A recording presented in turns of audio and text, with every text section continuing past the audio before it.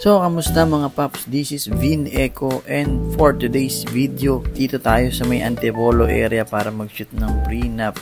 So, medyo malubak dito guys. And floor garden dito sa may bandang Antipolo.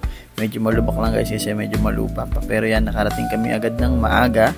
Ito yung kanilang holding area o ito yung parang rooms na nirent nila guys. Siyempre pagdating namin, yung mga gamit nilagay na. Shoutout to Sirui. And meron bang pinadala sa atin si Camera House, yung Smoke Bee Fog Machine Bee. Yan. So pagdating doon guys, pinakain kami agad ng couple. Siyempre kasama natin si Carbo, si Jello at saka si Eldis.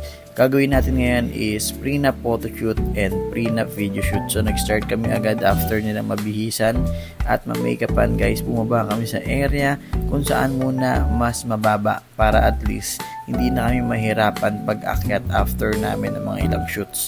So, nag-start kami dito sa may parang platforms. Nakita ko na medyo maganda yung mga bamboo dito. And maganda siya for wide shot and tight shots. Kasi yung mga rays ng araw or yung sinag ng araw na nanggagaling mula sa itaas, nagkakaroon ng pattern. So, yan. Nag-start kami ng shoot ni Eldis sa video. At ako naman dito sa may photo. Si Jello at saka si Carbo ang ating taga-ilaw. Siyempre, yung mga HMUA and other family member ng couple ay kasama rin para sa ating prenup shoot for today. So ayan guys, kung makikita nyo talagang chill lang yung shoot namin. Wala namang masyado kaming mga mahihirap na posing na pinagawa since yung couple is friend ko rin and naging classmate ko sila sa master's class. So ayan guys, dito kami nag-start ng paglakad sa may bandang baba kasi kailangan meron kami sequential na gawin din sa may video namin para makabuo kami ng konting story related sa kanila kasi nga itong couple is nagkakilala sila sa may church malapit sa kanilang lugar. So yan, nagkaroon kami ng konting story dito sa amin sa photoshoot and sa aming video shoot. Afterwards, bumaybay pa kami pababa para puntahan yung sinasabi nilang hanging bridge kasi may parang classic na hanging bridge dito sa may area. So maganda siya for photoshoot. Kaya yan, pinuntahan namin agad habang maaga pa kasi feeling ko kapag medyo mahapon at madilim na dito delikado kasi nga kahoy lang talaga yung hanging bridge and hindi namin sure kung gaano siya talaga katibay and hindi pa kami nakapag-shoot dito so hindi namin masagot yung security and safety ng couple na i-shoot namin dito. Ni-request kasi nila dahil nakita nila pero syempre kailangan pa rin natin mag-iingat. So yan, nag-shoot kami kaagad dito and pahapyaw, pinalakad-lakad namin sila for video and for photo and goods naman sila and okay na okay. Tinesting muna namin ng 3 hanggang 4 doon sa hanging bridge. Kinapa namin kung kaya pa naman and sabi nga ng mga ibang nakapag-shoot na dito, sabi ng mga ibang lokal okay naman daw. So yun, nakapag-shoot kami ng 5 hanggang 6 kami na nakatungtong doon sa may bridge pero syempre alalay yan. Pinaupo na namin sila para meron kami mga shot na hindi masyadong nakaka-create ng wave or nakaka-create ng shake para at least safe pa rin yung aming shoot. So after nyan, pahinga ng konti and syempre nag-request din yung couple kung pwedeng picturean sila as family. Wala na akong problema yan. Tapos paakyat, nag-create din ako ng mga konting shots kasi ang gaganda talaga ng halaman and mga bamboo leaves dito guys. Parang Japan feels yung shot or yung photos na pwede mong i-compose dito. Yung composition wise mo talaga kasi may mga patterns, straight lines, and yung mga leaves dito talaga ang gaganda ng kulay kasi bukod sa green, mayroon mga orange yan, nakikita niya may mga yellow. So pumasok namin sa may bandang loob guys, ang ganda rin ng parang mansion nila, parang rest house sa loob. So yun, nagpalit na sila ng outfits, naka-formal sila dito and naka-long trickle gown. Si bride, kung makikita nyo, talagang minaximize namin dito yung area kasi ang ganda ng bawat sulok itong bahay. High ceiling siya tapos laging cabins yung design. Parang aesthetic style siya pero decente and parang formal or classic style siya. So bagay na bagay siya sa outfits ng couple namin for today.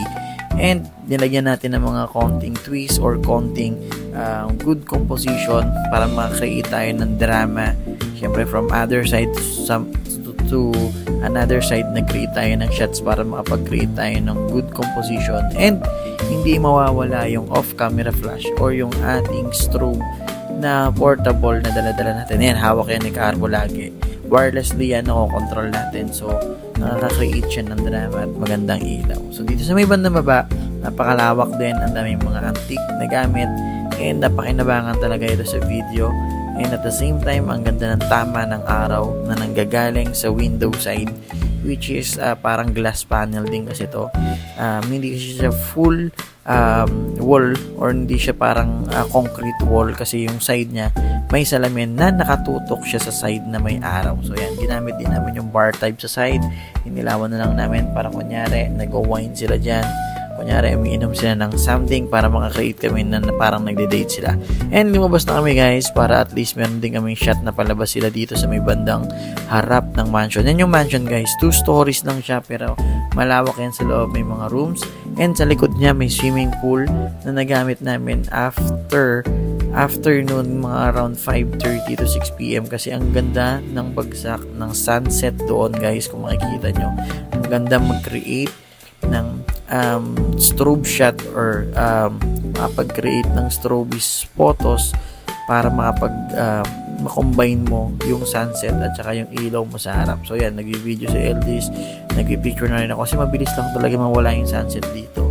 And we need to maximize yung time kasi Antipolo area to, and maaga kami dapat makauwi kasi nga madilim yung biyahe sa daan. So yan, silang gitara as props kasi nga mahilig sila music, and I think okay na yung mga shots natin, kompleto na yung mga clips natin. Pwede na tayo mag-pack up guys. Ayan, naghahakot na si Carbo, si Eldis. Ayan, nagligpit na kami agad, and after ng shoot bago umuwi, dumiretso kami dito sa may Paddy's Point sa may Antipolo area. Napakataas ng area dito, ang ganda ng view. So pinakain kami ng couple bago kami umuwi. Gusto na sana namin umuwi pero hindi sila pumayag. Napaka generous talaga ng couple namin for today's video. Yan, ang ganda ng view. Kitang-kita mo yung cityscape, yung mga light sa Manila. Yan, oh. Mapapasarap talaga yung kain mo dito pag ganyan yung view guys, and napakalamig pa ng hangin kasi nga elevated to, mataas siya sa Manila. So yan guys, nakapwesto na kami, and I think kailangan na namin kumain kasi umorder na yung couple namin. So yun lang guys. Always remember, keep on shooting and follow me for more. See you on next video. Peace out.